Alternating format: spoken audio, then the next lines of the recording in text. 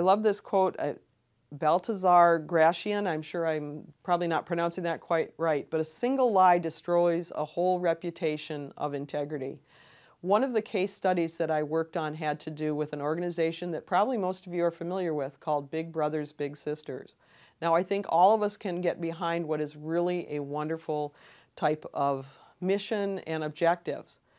They were one of the lucky or unlucky recipients, depending on your perspective, who received funds during the American Recovery and Reinvestment Act.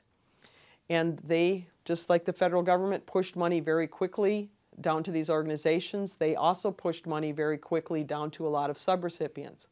Unfortunately, they didn't do a super great job of monitoring their subrecipients. Now, I'm not saying the subrecipients didn't do their job, but the truth is nobody really knew what the subrecipients did because they didn't have a lot of good documentation. So they got audited, the Office of Inspector General came in, and they had a lot of costs, millions of costs disallowed because they couldn't prove that their subrecipients had actually helped the kids that they were supposed to help.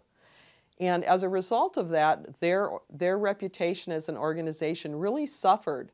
And when you take federal money, recognize that a lot of that spending is very public. And sometimes it's something where your organization may have messed up, but sometimes it's your subrecipient might not have done something correctly, but it still comes back against you.